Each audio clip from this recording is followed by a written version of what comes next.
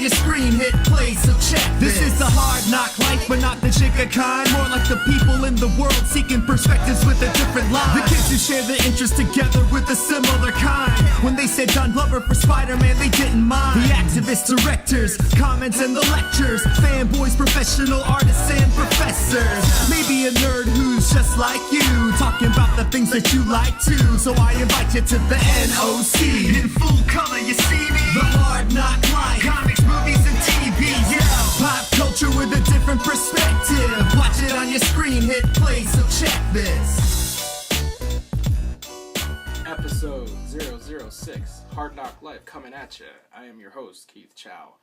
We're doing things a little bit different tonight. Instead of convening the typical round table of Nerds of Color, I've decided to call in a couple favors, and we're going to talk about Secret Identities and Shattered, two books that I was honored to work on. The reason I'm doing this show tonight is because October actually marks the 6-year anniversary of a day when 5 dudes gathered in an apartment in Brooklyn and looked through a bunch of manuscripts to eventually create this book called Secret Identities. So, you know, because it's been 6 years and a lot of things have changed in these past 6 years, I decided to get my partners together and kind of just reminisce about days gone by. So those 5 dudes that I mentioned are Jeff Yang, Jerry Ma, Jef Castro, Parry Shen, and myself. I was able to get Jerry, Jeff, and Jeff to be on the panel. Parry couldn't join us because he's too busy, being a Hollywood star. But fortunately, even though he's not going to be on the show, he was able to pre-record this message to us, and I'm bringing that to you now. Take it away, Parry. Hey guys, sorry I missed you on the NOC last night, but hopefully with Keith's newfound skills with editing, he can insert me in Brady Bunch style with Jeff, like right up here. Hi, what's up, Jeff? Jerry, Keith, Junko, probably, maybe. It's amazing. I can't believe it's been so long, and it just started with one idea and one concept, and it was a perfect thing when you guys found me. I mean, I was just finished Better Luck Tomorrow, and so Asian American issues and representations in the media was at the forefront of my mind, and comics has always been a forefront of my mind that I didn't think I would ever outgrow. In honor to celebrate our 6 years, I dug up some props from one of the motion comics in SOS. Remember this? And Keith, maybe you can put down the link to the video right down over here so people can see what we're talking about if they've never seen the video. And we'll do a little live reenactment here. Before I hired SOS, labor expenses were rubbing me blind. Oh, sorry. Hey, what are you doing in my highlight? I was just checking the lights. Oh yeah? Yeah? What did you do? Do I come to your place and mess up what you doing when you're trying to work? Okay, my voice is now shot and I am useless for General Hospital. Thanks for that, Keith. Alright, so I can't believe it, man. 2009, 2012. We did it, man. We said things were missing, and we have all these Asian American artists creating great work and drawing these superheroes that were sort of invented in the 1930s when multicultural representation wasn't in place. So that sort of has unfortunately been a cyclical thing that's happened to present day. And so we said, let's create a universe from scratch, and it will now always be here forever. I mean, that's the great thing. You know, a lot of people still don't know about it, but people will find out about it. I mean, every day, not every day, about maybe once a month, I tell people about this book, or they found out about it, and they're like, oh my gosh, and they get really excited still. So I literally, at GH, the casting coordinator, she's Asian American, and she found out about this, and she's like, I'm so excited, please, can I get a couple copies? And this weekend, people are going to discover it again, that probably didn't know about it, at New York Comic Con and Marvels and Monsters, which is actually good, because I have still a lot of these in my house that it's good that we have some sort of event that we can start, unloading some of these a little bit. I also have like 3 boxes of Shattered down here too. So, love you guys. I'm very proud. This is one of my crowning achievements in my career. And hopefully we can do something else. So, once we start getting rid of some of this stuff. All right, man? Talk to you guys later. Shit! Without further ado, I want to go ahead and start introducing my special guest for this evening. First up is an artist who worked on both of my stories in Secret Identities and Shattered. He's a photo editor with Entertainment Weekly. He's also a storyboard artist on Michael Kang's films, The Motel and West 32nd. Welcome to Hard Knock Life, Jef Castro. Hello. Hi. Hey, Jef. It's great seeing everybody again. Welcome to Hard Knock Life. You are responsible for the look and feel of the Nerds of Color website and the show and the logos. So how does it feel being on the show? It's awesome. It's like it's always cool to be part of like all these different projects. It's the funnest thing I get to do like at for any project or whatever. Well, yeah, and I'm glad that you were able to join us tonight to talk about, because especially with the first book, you were kind of one of the unsung heroes of Secret Identities Volume 1, and you basically were like, whenever we like, Castro, do that, and you're like, okay. So thanks for reminiscing about Secret Identities with us. Oh, I mean, I'm so proud of that whole anthology. I'm proud of it, like all that work. Just just for what it stands for. Right. And I was so happy to do anything, and just to be a part of it, I was so like, yes, I'll just do it. Just give it to me. My next special guest is one of my partners on Secret Identities as well. You know him for his T-shirt design studio, Epic Proportions. He is a man of many talents, and you will be able to find him at New York Comic Con in less than a week. He needs no introduction. Hi, it's Jerry Ma. Hello. What's up, Jerry? It's first time online and long time viewer. Yeah, thank you. So it's been a wild ride. You for the first time in like 10 years, you weren't at San Diego Comic Con. Are you slowly retiring from the biz? Are you going to hang up the sneakers, Michael Jordan style? Well, I do think that this will be my last year exhibiting at a convention. So at the New York Comic Con this year, it's going to be our biggest booth, and you'll be there. We're going to have a 10 by 20 corner booth split from both Secret Identities and also Epic Proportions. So it should be a lot of fun. We got a lot of signings scheduled. Greg Pak, Bernard Chang, Cliff Chang, Larry Hamill, Walt Simonson. So it should be a lot of fun. But then after this, I think, I just, real life is actually catching up. I think I'm just going to stick to like Artist Alley for like another year or two, and then maybe call it quits after that. Say it ain't so, Jerry Ma. and then like Jay-Z, you'll come back in a couple years after, right? And then. I mean, it's been a good run. It's been a long run. Yeah.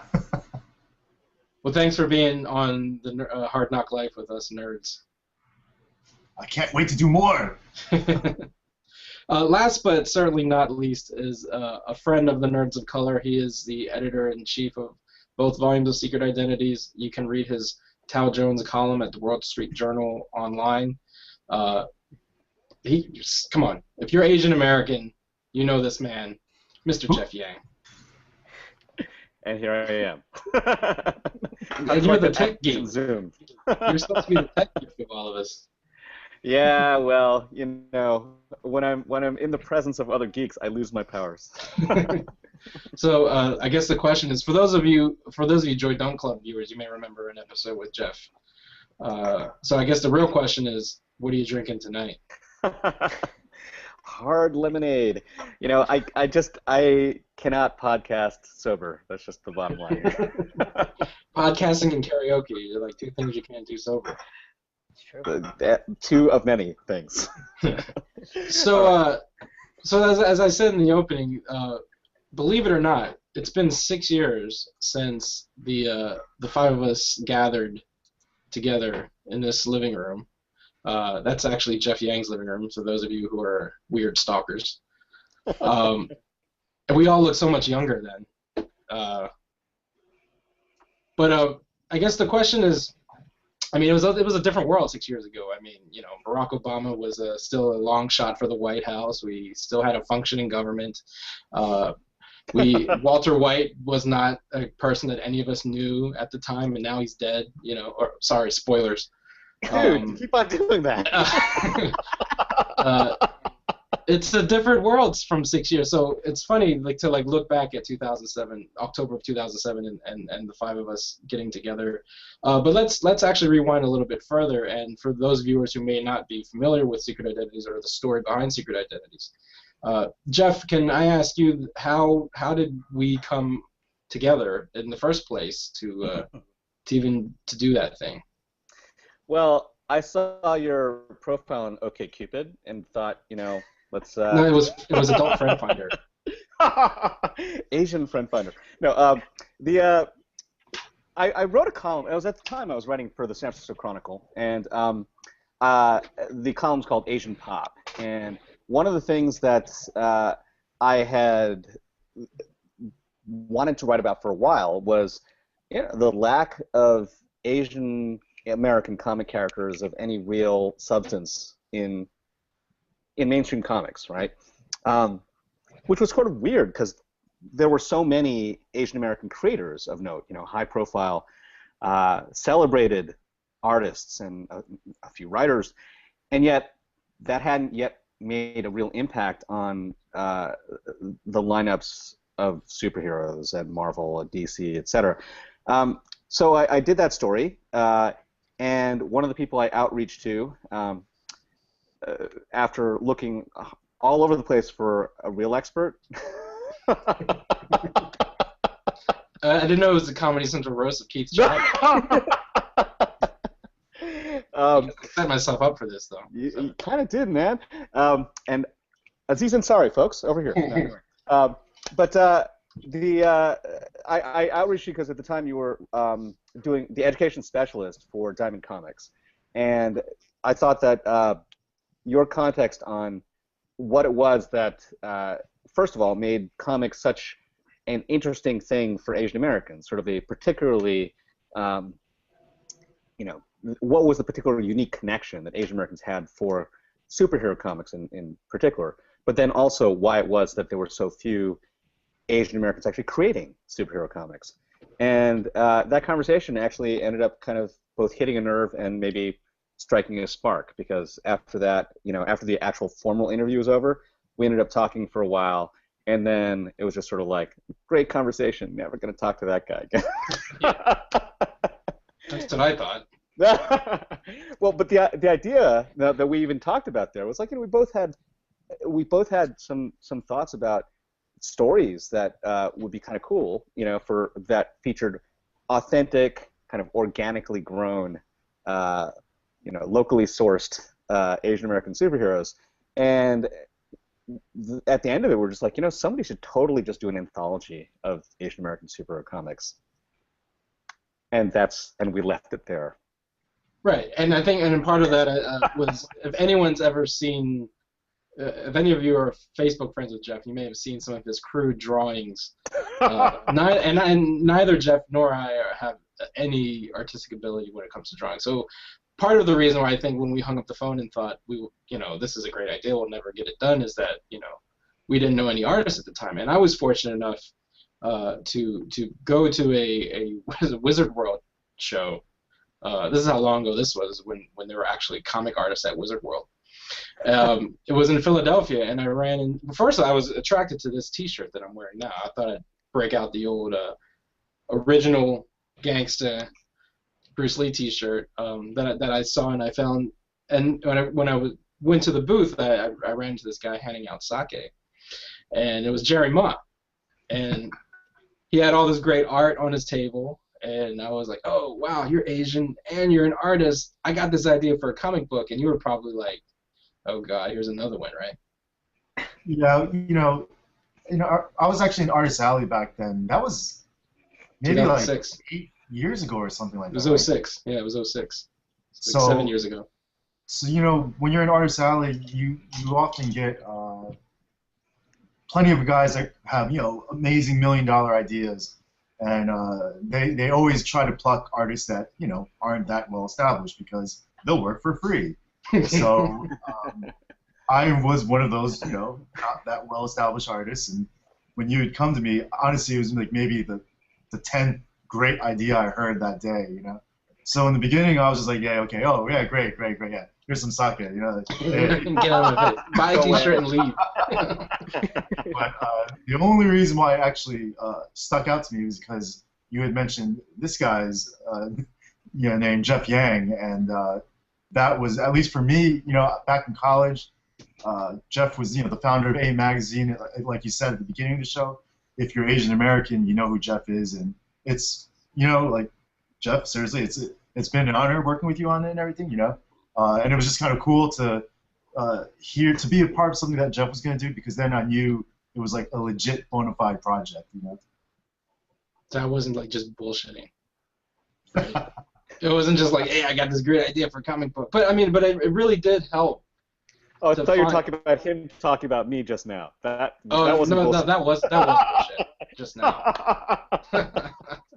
It's gonna be one of those nights, fellas. It really is.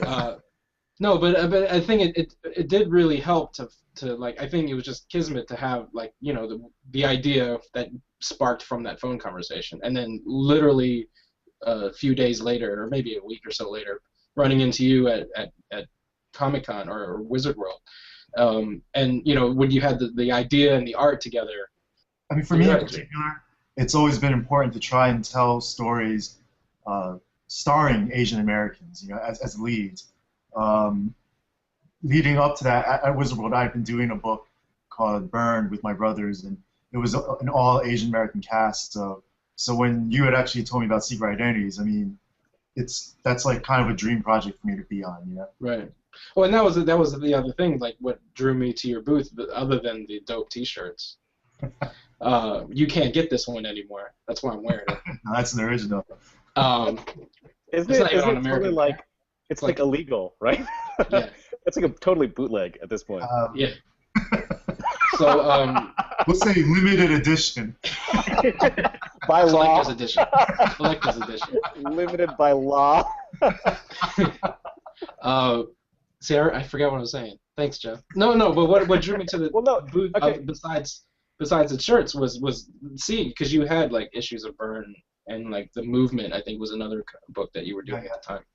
And when I saw that, I was like, wait, so this is because there are a lot. Those of you who go to conventions, there are a lot of Asian American artists in Artist Alley, and a lot of them don't draw Asian characters. I mean, that's kind of the impetus behind Jeff's column, is that you have all these Asian creators and artists and writers in the industry, but they're kind of handcuffed to creating the established characters that already exist, and they're not drawing necessarily Asian characters. So seeing like Burn laid out on the table in front of you, I was like, well, this dude, I mean, not only is his art dope, but like I think he would be interested in something like Secret Identities, and it was like a chance meeting to see you there. So it changed my life forever, Jerry. Touched me forever too, Keith. So Castro, I'm going to call you Castro just because I don't want two Jeffs talking over each other. You just call him 1F, Jeff. Jeff 1F. How did you come on board? Because I remember, I think it was Jeff Yang who showed me like a Christmas card of yours or something, and was like, we should get this guy on board. And the next thing I know, you're in Jeff's living room looking through like art submissions. I was like, we're totally going to need Christmas cards for this. I read Jeff's column, and then I'm like, I want to be part of this. I want to get Jeff's attention. I want to work on this somehow, since there's a call for artists. And so I had emailed him like just cold, like, and I had no response for a while. I can't remember how long it was, but then the holidays came, and I had made this holiday card that I make for my family. So I sent it to him. I'm like, maybe he'll remember that I asked for this. And what's that? Lo and behold, like a little while later, he got back to me about the whole thing. And I was just total just super excited to just like be involved, and I'm like, just give me anything. I just want to be a part of this project.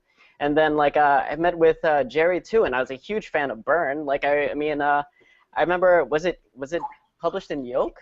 Yeah, he's the one. Yeah. And then like just I don't know, just it was like super exciting, and like Wait, Burn wasn't Burn? There were Burn stories published in Yoke. Actually, it was a kung fu thing I did for Yoke, but I mean I did stuff for Yoke, so. And Jef still let you like work with him? Hey, you know, it's Are you all the one enemy? community. There's no way. And I loved A Magazine too. Right. Who didn't? Who didn't love A Magazine? No, but I mean, like I said, and at the time, I mean, we really Jef is the one who didn't love A Magazine. That's why it's not around anymore. He didn't love it enough. Right. No, but it was you know, I mean, and especially one of the reasons I wanted you on the show, Jef, is that you know you and I collaborated twice. I mean, we worked together on Peril the first time around, and then it's kind of like, you know, I feel like a particular kinship to you just because, you know, we did work closely on I mean, you are as responsible for that character as I am, because I just had the idea. You gave him, you know, the visual interpretation that accounts for so much of, you know, any kind of comic book character. So, and not only that, I mean, you know, you were the senior artist on the first book, so like anyone who's gone to the Secret Identities website and has seen our little, I think if you look at Jeff's Jef Yang's little photo in the corner of his crayon, you'll see that Jef Castro is the one who's responsible for all of our profile pictures. Yeah, I drew those before I met any of you. Oh, is that right? Yeah. I didn't meet anyone, and I was just like, all right, let me just, you know, just draw as best as I can. What they look like. And we look so much thankfully, better. No, we look so much better in his drawings than in real life. That's the best part. So, but yeah, I mean that's kind of the origin. And then, you know, Parry came aboard. I think similar to. You actually didn't mention how we connected with Parry. Yeah, you know, I was about to. It was through MySpace. Was it MySpace? Actually, it was. See, this is how you can tell it was a different generation.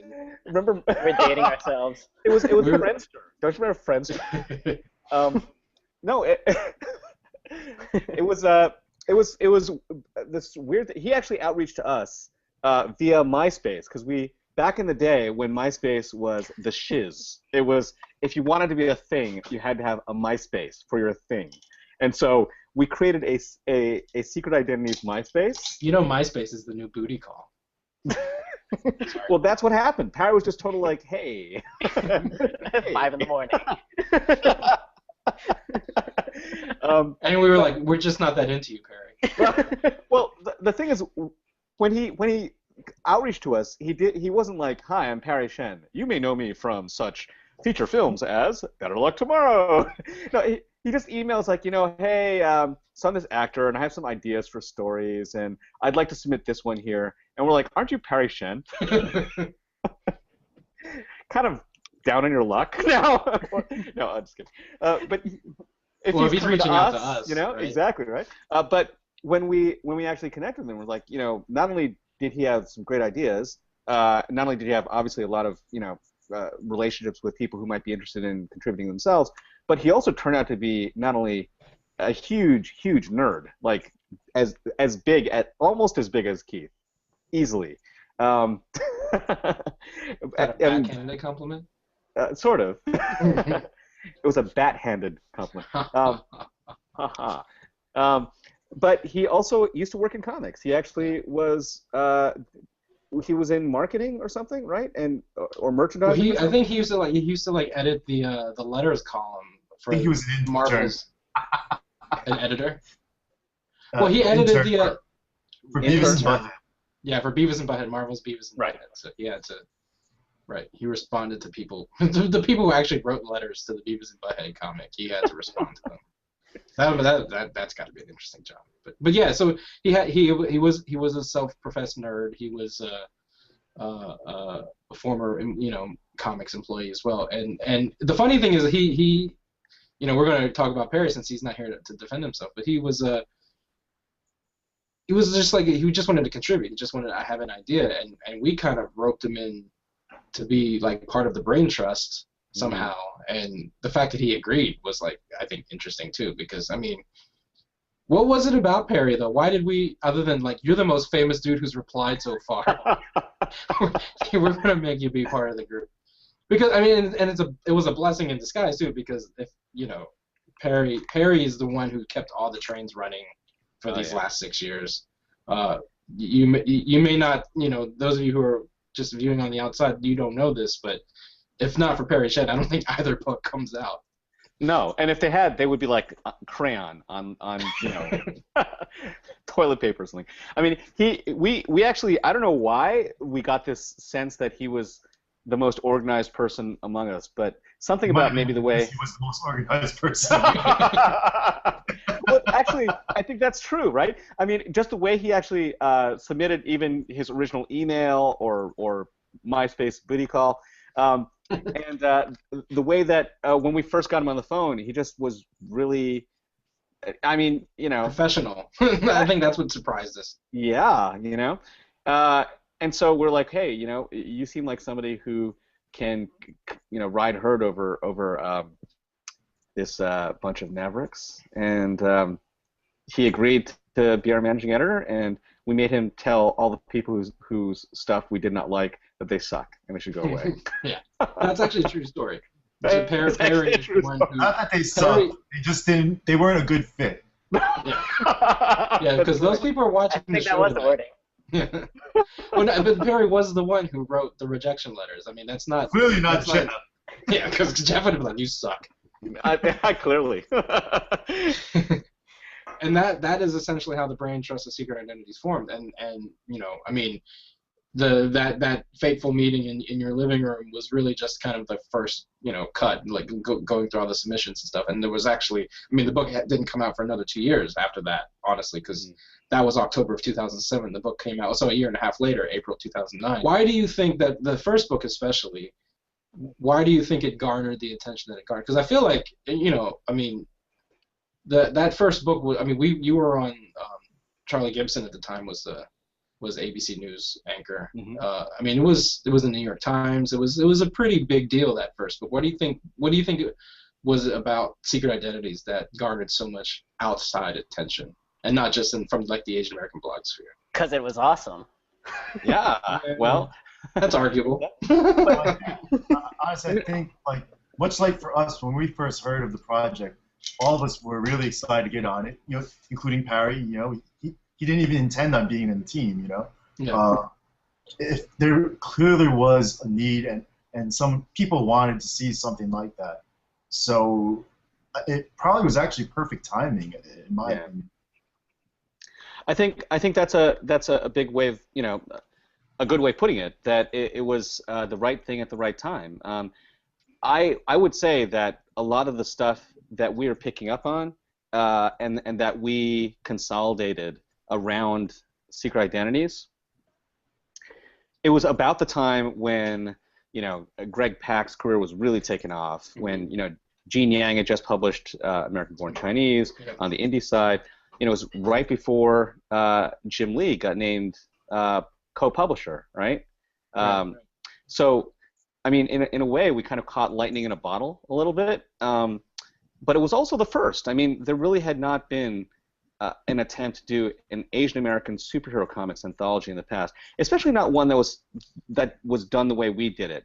Because I think while people had tried to put together just anthologies of Asian American creators, even if they didn't call them that, and if you look at some of the Flight anthologies, like half the contributors are Asian. What we did was we created not just a lineup of really interesting and diverse creators. We kind of created a world, or a universe, if you will. I mean, we talk about the SIUniverse, but it's true. We kind of created a continuity. I mean, there are characters that existed and interacted in a world which had defined locations and historical events,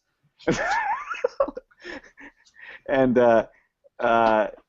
it basically, for the first time, tried to weave together almost an alternate, like a shadow history, if you will, of America as told from an Asian American perspective. So that was kind of unique. It wasn't just the superhero element of it.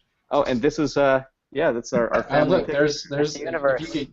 if you go to Jerry's camera right now, he's showing us the actual SIUniverse. Is that the original art? That's not the original line art, is it? Yeah, this is the original one. See like how I treat it?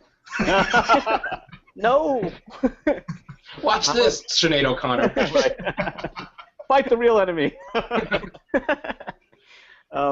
So I think actually that was a big thing. I mean, when we talked about the book, we did sort of describe the shadow history element of it. The fact that it begins in essentially the turn of the century, the Chinese building the railroads, and continues on into the present and addresses a lot of the watershed moments and issues that we as Asian Americans encountered or went through over the course of that time. I mean, that's something which I think is kind of unique. And I think again the other impetus behind the whole premise of the show tonight was kind of like looking back on these last 6 years, because when we were gathered that first time, I mean, it was a different world even for Asian Americans, because I mean, if you compare October 2007 and the Asian American presence in the media landscape versus October 2013, I mean, we are, this weekend, for example, a film is world premiering called Linsanity. Right, Jerry? That's coming out. That's out right now. That's out in theaters right now. When we formulated Secret Identities, that was a pre-Linsanity world. How different is that landscape now?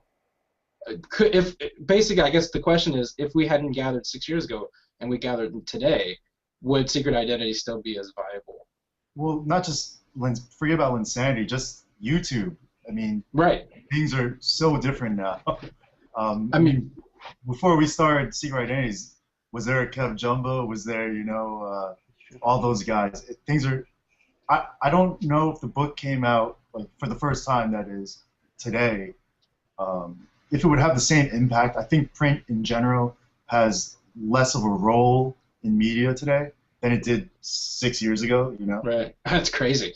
Just 6 years, right? Yeah, I mean, just 6 years ago, I think there is a big difference, And I mean, Jef Castro, you worked on, two landmark, or at least seminal Asian American films in Michael Kang's films. I mean, it's the same thing. Like the film landscape and just the media landscape in general. The idea of I mean, John Cho and Grace Park were in West 32nd, and now, John's in one of the biggest movie franchises, of all time. Grace is on one of the biggest, primetime dramas. And, Hawaii Five-0 has like 20,000 Asian American actors in its regular cast. Like that was unheard of 6 years ago, to have just so many Asian American superstars, basically. I mean, how do you feel about the change in? And has it changed? Because at the same time, there's still a lot of crap that's out there too. So I mean, dads, for example, Yeah, like the way that there have been a lot of changes, but like there are some things that are still very much the same. So I don't know. There's just been so much. I mean, even it's funny. Like it's not so much about race, but you had wrote in Mason was holding in the first issue, like he's holding like an iPhone, but that was before even iPhones existed. Right. So we even like predated that technology. Yeah, We're like, hey, it's the future. Yeah. yeah. And that's like, there was just like click wheel like iPods at that time. Like Right. Yeah, just the whole landscape has changed. I mean, it's definitely getting better. Didn't we make Obama president too?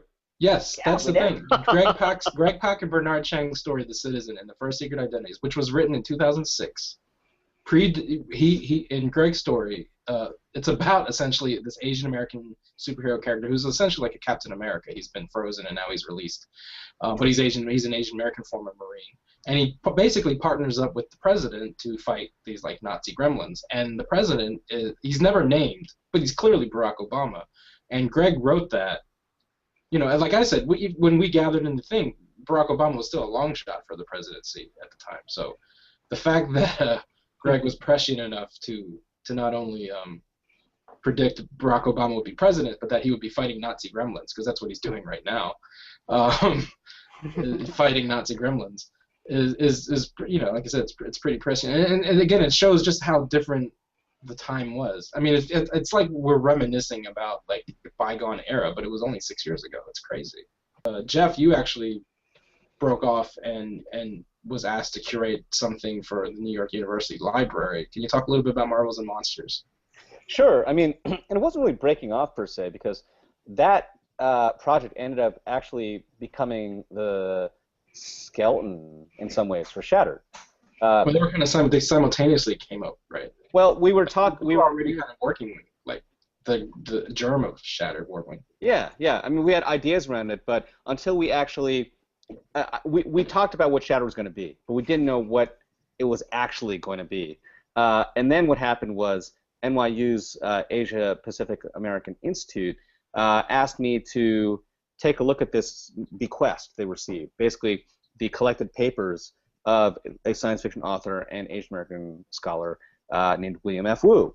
And William F. Wu, in addition to all the other things he'd done, had spent about 4 decades of his life collecting comic books featuring Asian American characters, like mainstream American comic books with Asian American characters. Every time any Asian character appeared in a Marvel, a DC, a whatever book, he'd either buy it or friends of his would give it to him. Everybody knew his obsession. And so he had hundreds and hundreds and hundreds of these comics. And NYU wanted to know what we could do with them. I mean, so was there a way we could exhibit them in some interesting way? And so I spent a couple weeks just going through these comics, going into the library, the Thales Library at NYU, taking them out of their boxes and pouring through them. And one of the things that became really obvious was that there were certain like stock characters, archetypes, that from the dawn of time kept on showing up again and again. And they're familiar to anybody who knows anything about Asian pop culture or Asian stereotypes in general. But in the comics, you could actually trace their evolution over time. You could see where they began and how they, sort of changed with the times themselves. So I ended up proposing to APA that we put together this exhibit called Marvels and Monsters, in which we actually identified these archetypes and traced them over time, looked at their historical origins, and then explored their relevance to how Asian Americans are perceived. And these archetypes are like, the brain, the brute, the lotus blossom, the temptress, the manipulator, so on and so on and so forth. And as we were doing this, we were sort of running into this deadline of we got to figure out what we're going to do with Shattered. They want us to do another book. There's demand for it, but we just didn't have we didn't have a hard sense of how to proceed. And how do we get funding for the book, Jef? Well, I stood in a lot of corners. No, we, or somebody did. We ended up getting a generous grant actually from the Vilcek Foundation to help us, essentially pay contributors more than anything else. I mean, that's where all the money went to, and that in turn enabled us to actually put the book together. And the book was put together essentially along the same themes. We took these archetypes and we decided to sort of extend them from where they were in the pop cultural space to create actual malevolent beings. These five, the five venoms, essentially we call them. That was the original title for them too. Yes. Well, it's funny that you bring that up because Jerry, I think you and I were talking on the phone when we came up with the idea of the title for Shattered. But one of the first impetuses for the second volume was that we go around the country speaking at colleges and universities, and I think at one of the schools we spoke at, someone said you should did a superhero book, you should do a supervillain book, and you and I talked a lot about how it would be difficult to just do a book of supervillains, and I think a lot of people. Like the misconception of Secret of Shattered is that it's the supervillain book, whereas we like Jef said, we kind of went beyond just supervillains and tackled stereotypes in general. Can you talk a little bit about why it would have been difficult to just do a book of straight up supervillains? Straight up bad guys. Yeah. I mean, generally, I worked for Breaking Bad for 6 years. Well, I mean, this is obviously a generalization, so this is not hold true to every case. But generally, the motivation for all bad guys is relatively the same. You know, you can kind of say it's, you know, just like, you know, you can say it's for power, for money, but it always kind of comes from the same place. And just generalizing it, of course, it's hard to tell, you know, over 200 plus pages of multiple stories of that type of theme. So I think that's when Jef came in with, you know, and kind of gave it more structure, more backbone than just saying bad guys, you know. To create a hero, I believe there's different types of things that come into play, different inspirations, motivations, you know. A bad guy, I mean, I like what Jef did with it. I like what the angle that Jef came with it. I think overall, it really was, I thought the second book, a much stronger product than the first one, yeah. And that's, well, honestly, I think a lot of that has to do with what Jef did to it.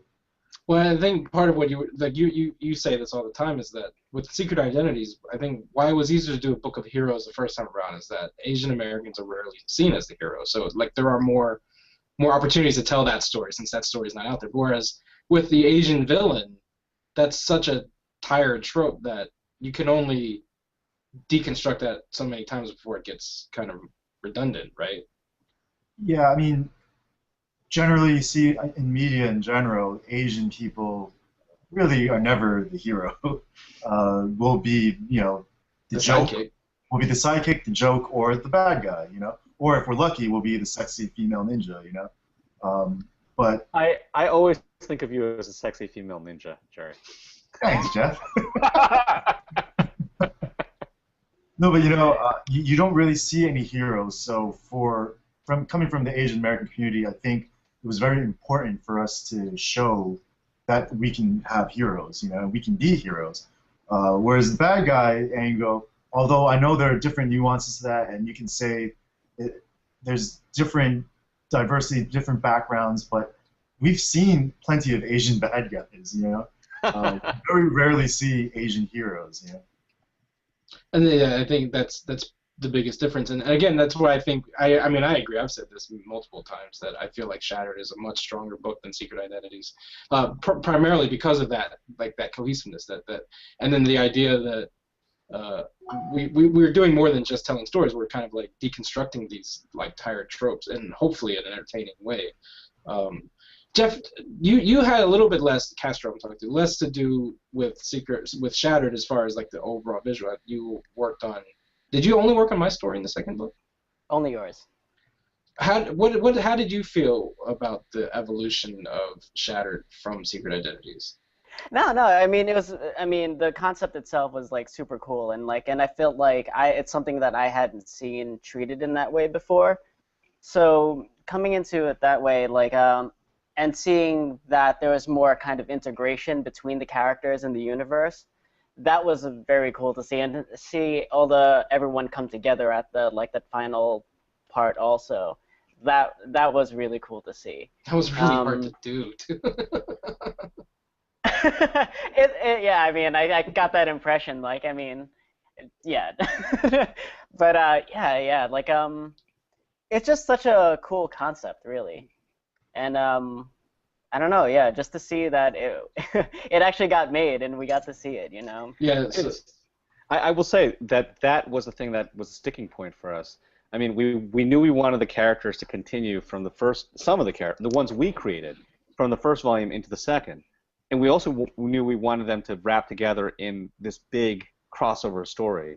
But figuring out how to do it for real was really, really, really hard, and we argued about it, and you know, we came up with crazy ideas that didn't work, and even at the very end, there was a real question as to whether or not we'd be able to get anybody to actually draw it at the finale, the big epic finale. This is the show off the finale, yeah. So I mean, I just wanted to point out that Glenn Urieta really saved our asses on this one. I mean, he did in record time in a fantastic job of visualizing a really, really complicated story that closed off the book. And I might point out, also killed one of my favorite characters. Somebody had to go. Somebody had to go. But so that's essentially the story behind volumes 1 and 2. And I know that this is a question that I get all the time, and I'm sure that you guys when people talk to you about Secret Identities, at least, I'm sure you guys get questions about Volume 3. So I have everyone here. I know some of us have been banging the drum about Volume 3 for a long time. So I'm gonna put it out there, and I have as much to do with this as anybody else. But will there ever be a Volume 3? I will say this. I almost don't want to think about it as Volume 1, Volume 2, and Volume 3. I think the first, even though there were characters that carried over from the first to the second, I think they're very different books in a lot of ways. I think Jerry hit, pretty straight on the head. We tried to do different things, and what we ended up with, I think, are two books that speak to each other but have very unique roles and even audiences. I think that different types of people might be interested in the way that we actually handled the first one versus the second. But I mean, we've talked about ideas for the third one. A third book, whether it's a third volume or not. Like we joked about Secret Identities, the Next Generation, Sing, right? I wasn't joking about that. No, it's not. I'm not joking either. I actually. That'd be awesome. Yeah. Well, Do you know what we're talking about though, Castro? This is my interpretation. I don't know that mine's exactly the same as Jeff's, but what I envisioned was that we would take. So for the first book, we have in the dedication section of the book, we in the acknowledgments, we dedicate the book to the children who were born when in the time span that it took to get from Jeff's apartment to publication.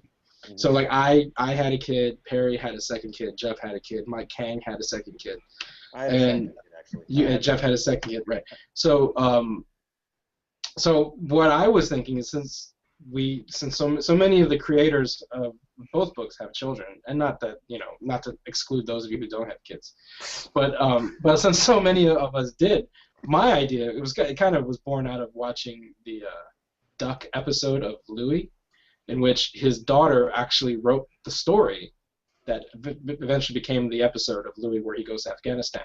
And so my idea was to take our kids, and I think Jeff has done this like actually in real life with some of his own children's stuff, and published it in like the Wall Street Journal. But like take our kids' ideas and then put those ideas in the hands of like professional creators and make stories. That's right. I saw your daughter's drawing, right?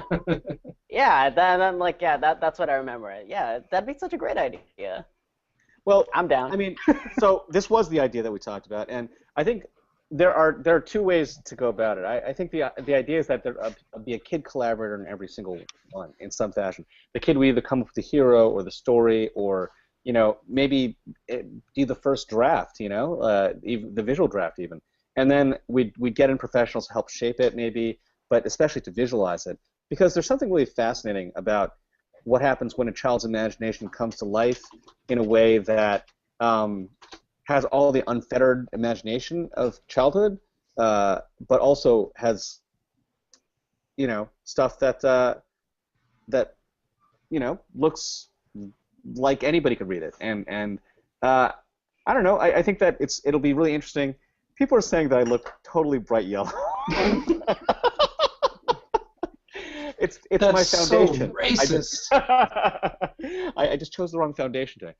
So anyway, the idea is that the first book was really about creating a history for us, right? And the second book, to a certain extent, was about addressing these sort of shadows that continue to haunt us. The third one is about the future. It's really about, so it's like past and then what lingers in the present and then looking forward to the future. And that's all about the kids. So if we did do this as a quote-unquote third volume, that would be the rationale for it. It would actually be about, taking this generation, which is very different. I mean, when I talk to my kids, what they're growing up with is completely different. Their mindset about being Asian American, completely different. They're not going through any of the exact same issues of, I don't want to say lack of confidence, but that's part of it. No, but I mean that's the funny thing is that what we were saying earlier about like when we dedicated the book to our kids, that first book, it was with the notion of we wanted to give them something that can allow them to not have to go through what we went through, to not have the heroes that we didn't have when we were growing up. And I think that's kind of what has happened. I'm not saying Secret Identity is the only reason. It's like what we said earlier. Like we live in an era of Jeremy Lin and Daniel Day Kim and Maggie Q and all these like Kev Jumba and all these people Far East movement. You have all these Asian faces all over the media. Bruno Mars is like the biggest pop star in the world. These aren't things that we had as when we were kids. So it is a different landscape for this next generation coming up of Asian Americans. At the same time, as Castro mentioned earlier, there's still a lot that hasn't changed that we still have to combat. But Jerry, this is the first time we've ever had this conversation in public. So, we've never actually hinted at a volume 3 in public before. What do you think? Are you still down? I mean, it'll be good to talk about it later. Trying to put you on the spot, Jerry. He wants to have a kid first, I think. Well, yeah. Well, if we have to wait till that happens, then we may not have. So that's the deal, folks. For those of you who've been clamoring for another Secret Identities, it's all Jerry's fault. But anyway, Let's get Jerry to have a kid. well, there may be some out there. That's Let's go. We have to help him find his kids. That's what. So before we wrap up, I wanted to give each of you a chance to kind of talk about your own futures and specifically some of the things that we have coming up in the next few weeks. But first of all, I wanted you, Jef Castro, to just, can you talk a little bit about point and question? I know that's a thing that you've been doing lately, and you and I have collaborated on some other projects outside of Secret Identities in the last few months, and you were we were doing these collaborations under your point and question house. So can you talk a little bit about what that is, and maybe talk about some of the projects that we worked on together? Oh yeah. Like point in question is it's me and another artist, Sujay Lee. We're working together, kind of just do, I guess, different sort of stuff, like a lot of like ink work, painting, like illustration jobs. It's kind of like this whole idea just to do art collectively and do it for fun and do it. Well, honestly, it started off as like almost just like exercise and practice, but then projects started rolling in, and we're like, okay, this could be more than that. This is really fun, and so I don't know. It's just a real way to like practice something that's like creative. Like I have my 9 to 5, and like just finding ways to do something that's personal it's hard to find that time, and so this is my outlet to do that. And yeah, we've been getting some fun freelance stuff on the side. The Smithsonian, there's the Strength in Numbers, and then numbers, Chops. That's another shout out for you. And we even did like a McDonald's calendar too. That'll be 2014 coming out. But like yeah, like it's just a fun project, and I think we're still continuing doing more freelance stuff and just doing more work under that name, because it's 2 is better than 1 to work on any projects. It helps for deadlines, And we'll throw the URL up on the website, but for those of us who are visual learners and not audio learners, can you, or the other way around, audio learners and not visual learners, can you give us what the website is? Oh, it's well, the Twitter handle is point in question with an N, not an N. And you have a Twitter? I have like 2 people on it. Jef is one of them, and like. Well, after tonight, you're gonna have 5. I think we've only tweeted like 2 things, but I have it's a Blogspot page, but you could find it from my Google Plus account. I don't know that whole Blogspot URL offhand, but yeah. I think it's pointandquestion.blogspot.com. So, hey, yeah. Thank you. You need a third person who could be your promotion. Yeah. Honestly, maybe, yes. Maybe 3 heads are better than 2. Yeah. So, Jef, we talked about Marvels and Monsters a little bit earlier, but you actually have something to do with Marvels and Monsters coming up next week, right? Well, actually, it'll be going up at JANM, the Japanese American National Museum in Los Angeles, which actually is the 4th museum it's traveled to, and hopefully it'll continue to travel. And I'm going to be out there on the 10th for a special kickoff. We actually have done something special, unique for that. In addition to actually putting on, the usual kind of curator's welcome, we actually put out an open call for short performance works that were themed around the 8 archetypes in Marvels and Monsters. So it's called the Marvels and Monsters Unbound Showcase, and these eight works are going to be, staged readings, songs, other things, but they're all, each of them ties into one of the archetypes and kind of subverts or disrupts one of those archetypes. So it's going to be really interesting. I also should note that there is another project that both Jef and Jerry actually worked on that I was fortunate enough to be able to help put together, and that was this, so Dan the Automator Nakamura, super producer Dan the Automator Nakamura, and kind of the guy behind such amazing auditory feats as Handsome Boy Modeling School, and most recent, and Gorillas, and most recently Deltron 3030, which just hit, Event 2 just hit, essentially, this week. And it's an awesome album. You've got to check it out. But so to the run-up for that, he wanted to do some sort of special promo because he was doing a panel at Comic-Con. And so San Diego Comic-Con. In San Diego Comic-Con, yeah. So he asked me, for ideas, some sort of limited edition thing. Originally, he wanted to do a comic. And I was like, that'd be a cool idea, but we just didn't have the time to turn that around. And it was actually Jerry who came up with this idea of, instead of doing a comic where it would be one or a couple artists doing the whole thing because there was no time for that, get a bunch of artists to contribute art to something. And we ended up with a deck of cards. And Jerry, oh yeah, Jef has his right there. Oh, that's Jerry's art right there. But it turned out fantastic. I mean, it's basically his biography. Each card has a little snippet, a vignette of his career, and then it's illustrated by an artist. And most of the artists are actually Secret Identities artists, including Jerry and Jef. So I wish there were more of them. I have like 3 decks left. Most of them went out to lucky people at Comic-Con and the artists themselves. But if I see one on eBay, I'll be really angry. So, real quick, Jef, when is the Marvels and Monsters opening at Janum again, and how long will it run? It's October 10th, and then the 12th will be the Family Day. It's actually Target free Saturdays. So if you're in the LA area or can get there, either by the October 10th or October 12th, on the 12th, actually, I and 2 of our Secret Identities artists are going to be doing what we call Build a Hero or Build a Villain, right? It'll be Jeremy Arambolo, Ale Baroza, and myself. 2 sessions, one to build a hero, the other to build a villain. We will work with the audience, something that Keith and Jerry and Parry and I have done many times.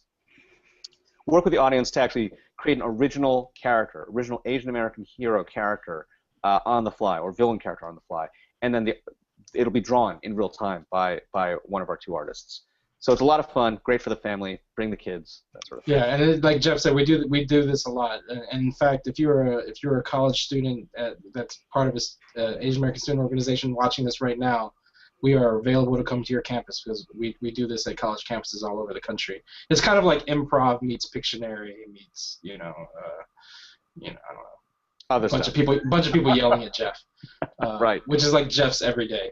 And most of those people are basically like the artist, and yeah, it's usually me and Jerry yelling at Jef. No, but that's great. And the other thing about the Dan the Automator said, I think that was kind of part of the influence on the Strength in Numbers thing. I mean, I'm doing the same thing for Chops, the other mega Asian American producer, and Castro has been a part of it. We're also assembling several artists, and many of them are Secret Identities artists, to create these digital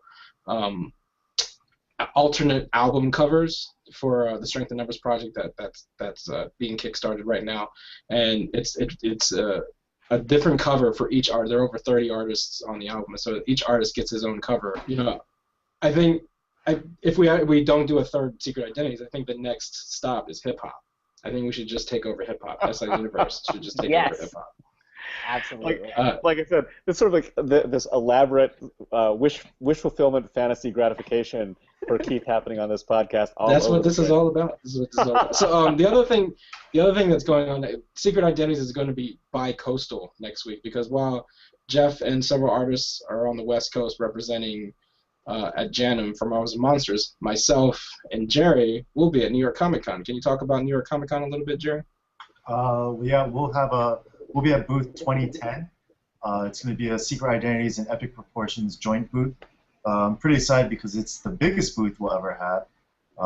We have a lot of signings, like we said earlier today. We're going to have Larry Hama, Walt Simonson, Bernard Chang, Cliff Chang, Greg Pak. Should be pretty cool. I think it's going to be a fun one. And you'll have their signing schedule up on epicprops.com pretty soon. Yeah. We actually just finalized it today, so I'm going to put it up probably this weekend. And I'm assuming there are going to be several, or at least a couple exclusives at New York Comic Con? Yeah, one of them is this one. But for the most part, it's going to be, we've got planning a lot of giveaways this year because it is the last one, and it's not by any means me because I can't afford it or anything like that. So I want to have a lot of cool giveaways. I'm going to be tweeting throughout the day. If you say Polo, you'll get a free shirt then, for How are you going to do that? How are you going to do that in the Javits Center? I'll literally walk outside just to tweet. There's no reception. You can't tweet in the Javits Center. And doesn't Walt have a new T-shirt, or is that going to be ready by New York? Yeah, no, I have them. They're literally right here. I'm working with IDW Comics on doing a Ragnarok shirt with Walt Simonson, that is. Sorry. It's a creator-owned book that he'll be doing sometime next year. It'll be coming out. So it's his take on the God of Thunder Thor, but just based on Norse mythology. Not the Marvel Comics version. It's going to be really cool. We're going to be giving away. No infringement. No, well, you can't infringe on Norse mythology. We're going to be giving out some Walt limited edition prints throughout the day during his signings. I think it'll be a lot of fun. Me and Walt we have a lot, in the works for it, including a book through IDW. So it should be a good one. I really am looking forward to it. And what are the dates of New York Comic Con for those of us who are watching? October 10th through 13th, next Thursday through Sunday. Yeah, and I'll be there Friday, Saturday, and Sunday as well, hanging out with Jerry. So it's going to be a fun time. It's going to be sad to see. There was already a hole in San Diego this past summer when the Epic Props booth wasn't there. It was weird. I got tweets and emails and saying how it was different. I'm like, whatever, dude. There's a million other people there. But it was nice to be thought of. Wow. So at least we're gonna go out in style with New York Comic Con. So that's gonna be fun. I really do think so. Well, I want to thank. It's been fun reminiscing about Secret Identities. I want to thank my guests, Jef Castro, Jerry Ma, and Jeff Yang for joining us on Hard Knock Life. We're actually going to take a break next week since I'll be at New York Comic Con. I'm not going to be able to do Hard Knock Life. So we're going to take a break next week, but we'll be back the week after I think we'll be talking about zombies. So stay tuned for that. So in the meantime, thank you for tuning in to Hard Knock Life. I'll see you next time.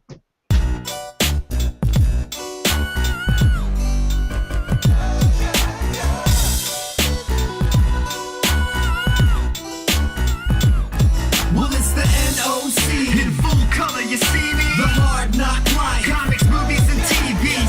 Pop culture with a different perspective.